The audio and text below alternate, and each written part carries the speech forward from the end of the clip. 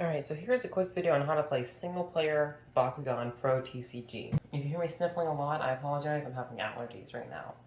Things you'll need to play. You'll need two 40-card decks, 6 Bakugan, and 12 Bakukors. You basically need 2 teams to play this. You'll start off like normal, flipping a coin to decide what team goes first. So I'm going to have this team be heads and this team be tails. Tails, this team will place their core first, giving red team priority. And you'll go through placing the cores just like normal. So I'm going to place a core here for purple team. Then for red team, I'm going to go ahead and place a core here. And then I'll continue placing the cores. So once you have your hide matrix set up, you want to go ahead and draw your 5 cards, plus 1 to start the game for each team. So there's 6 cards for red team, and there's 6 cards for purple team. Now purple team is going to go first, so they're going to energize a card. Once they have energized a card, I can go ahead and roll. So I'm going to select to roll with Fate Ninja. Now you select the Bakugan you're going to roll with before you roll. So I'm selecting Fate Ninja, and then with the red team, I'm going to select to roll with Enoch Ultra. Then you have to select which core you're going to have both guys roll after. So I'm going to have Fate Ninja roll after this center helix, and I'm going to have my Enoch Ultra roll after this blue shield. So now that I have that all figured out, I'm going to roll with the team that goes first, then the team that goes second. Fate Ninja first. Now I'm going to switch sides and roll with Enoch. And I'm going to go ahead and roll with Enoch. And if you notice, I left Fate Ninja on the board where they landed. You don't want to move the Bakugan. This simulates as if both Bakugan roll simultaneously. So I'm going to roll with Enoch Ultra, measuring back, rolling forward, and I missed the core I was aiming for, but it's still open. Now we resolve the battle. So Enoch Ultra is at 1150 and 1. Fate Ninja is at 900, but their core fit goes off, removing Enoch's core, so I get to put that back on the field. So right now Enoch is winning. I'm going to go look at what purple has in their hand. Purple has no 1-cost energy cards, so Enoch's attack is going to go through, dealing that 1 damage, and I'm going to close Fate Ninja and put the core back on the field. And here's that 1 damage that Enoch did. Unfortunately, that was a really good flip card. Now we switch turns, and red team's going to roll first. So I'm going to draw to start with red team. I'm going to energize a card with red team. I'm going to select to roll with Mythic Dragonoid, and I'm going to roll for this green fist. Now I select what Bakugan I'm going to roll with for purple team and what core I'm going to roll after. So I'm going to select Mythic Hydros, and I'm going to roll for this center green fist. So now let's roll.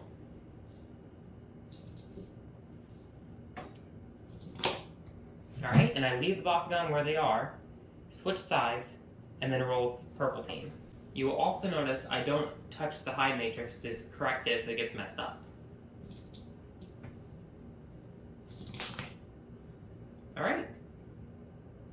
So because red team has priority, red team's core effect goes off first, which gives Mythic Drago plus 1000. Then Hydros' Mythic effect goes off, which steals their core. So right now Mythic Drago is at 300, and Mythic Hydros is at 600. 610. So now I can fix the hide matrix, since I've resolved the battle and no one else is rolling. I forgot to do a step. I forgot to draw for purple team. I forgot to energize for purple team. Now I continue with the battle. So now that the battle has almost been resolved, red team still holds priority, so they get to place cards first. They're going to place Fire Boost for 2 energy, bringing Mythic Dragonoid up to 700, and leaving Hydros down at 600. Now it's purple's turn. Purple's going to pay 2 energy to play Light's Charge, which they are holding the most Bakukors, so they're going to get plus 800 B-Power. Bring them up to 1400, winning in the battle, so they're going to deal 6 damage to red team now. And I'm going to close Mythic Dragonoid. So I deal with 6 damage. 1, 2, 3, 4, 5, 6, plus the 4 from the cores he's on, 7, 8, 9, 10 damage. And now it switches back to purple having first turn. So I'm going to retap their energy. I'm going to draw a card. I'm going to energize that card. I'm going to select to roll with Sectonoid, aiming for this green fist. Now red team, going to retap their energy. Going to draw a card. Going to energize a card. And I'm going to select to roll with Mythic Drago again, aiming at this green fist. And now I'm going to roll purple first. And I don't move anything. I leave everything on the field, how it was when I rolled. And now we do the battle. So Mythic Dragonoid is at 1450, and Chaos Sectonoid is at 100. Purple still holds priority, and I can fix the hide matrix now that both Bakugan have rolled. So purple's going to take their turn. I'm going to pay 1 energy to play this card, Aquakinesis, to give Sectonoid plus 200B, and I'm going to sync the ability to show a card that has 1 energy cost, so I get to reroll Sectonoid. And it doesn't matter because I still did not pick up the core. So that was 1 energy paid.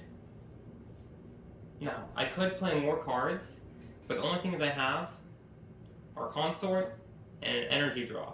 Now, it would have been smart to play Consort, but I was trying to save the energy in case I needed to play energy draw.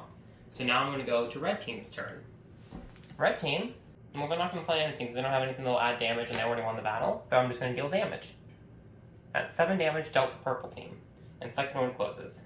1, 2, 3, 4, 5, 6, 7 damage. Alright, now red team's going to take priority. Retap purple team's energy. Moving over to red team, going to draw for their turn. I'm going to energize on their turn. Before I select what I'm going to roll, because when you select what to roll, that is moving from the energize and draw phase into the rolling phase, I'm going to play Dan Kuzo for 4 energy. So he goes into effect. And I tap my 4 energy. Now I select who I'm going to roll, and I'm going to roll Ultra Smog, and I'm going to be rolling for this blue magic shield right here. Now I've switched sides to purple, and I'll draw, energize, and select to roll for purple. I'm going to take the risk again and roll with Chaos Sectonoid. And Chaos Sectonoid is going to be aiming for this helix. So now, because it's red team's priority, red team's going to roll first. So I opened, but I didn't get a core. And I'm going to leave them right where they are, because this would simulate if both Bakugan are rolling at the same time. And you can see Smog's tail is kind of overlapping that core. I've already chosen to roll for that core, so I can't change my mind and roll for this one. So I still have to roll Sectonoid at this core here. Before I roll Sectonoid, he opens so Dan's ability goes off. It's a flip, so it doesn't activate. And now I still have to roll for the same core, because that's the core I chose to roll for. Still no cores. I can fix the hide matrix. Smog's at 800B, Sectonoid is at 100. Red team has priority, but they can't place any cards because they're out of energy, so they're going to pass priority to purple. I'm going to play Consort with purple for 3 energy. And what I'm going to do is I'm going to take a green fist, bring Sectonoid up to 350. Sectonoid's core effect goes off. I'm going to take a blue shield, bring Sectonoid up to 900B. 900B is enough to beat Smog's 800B, so now Sectonoid's going to deal their 9 damage to red team. I'm going to close Smog. If they had cores, I put them back on the field. 1, 2, 3, 4, 5, 6, 7, 8, 9. So that's the basics how you play single-player Bakugan. You set up 2 teams, you dictate which team is going to go first, they select their Bakugan, they select their core, then you move to the other team. They select their Bakugan, they select their core. Team 1 rolls, and you leave it on the field. Team 2 rolls, and you leave it on the field. Then you pull both Bakugan off, do the battle.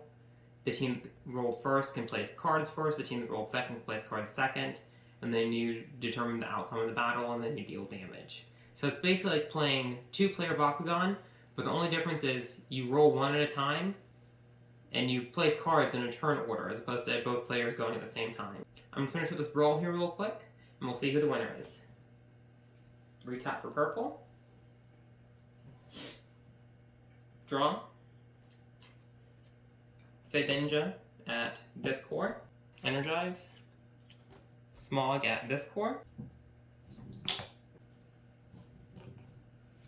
And I miss. Fade Ninja's core pit goes off, which would remove Smog's core, but he doesn't have a core. I have no reroll cards. So that's a team attack from purple team. 29 damage. 1, 2, 3, 4. Stop Ventus for 2 energy. Red team takes a turn. Draw for turn. Energize. Smog's gonna roll for the same magic shield. Purple team. Draw. Energize. Fade Ninja's gonna roll for the center helix. I missed. Again. Dankuzo goes off. Torch Horns, plus 1000 B, plus double strike on Smog. Alright. Fade Ninja's core fit goes off, removes the core off of Smog. Smog is at 1800. Fade Ninja is at 900. Red's going to pass priority to purple. Purple's going to play Dream Illusion. Put them at 2000. Red's going to play Power Sana and empower it for 6 energy. Bring their damage up, and then Empower lets them play a second card. It's a flip card. So Red just made a blunder there. They're only at 1800, whereas Fade Ninja is at 2000. Now I was going for hopefully damage and everything else, because if I got that damage off, that would have been 20 damage to purple. But because they're 200 B below, they lost the battle. Fade Ninja's going to deal 6 damage. And they have no energy to stop it. 1, 2, 3, 4, 5 goes through. And that's game. Purple team wins. And that's how you play single player Bakugan.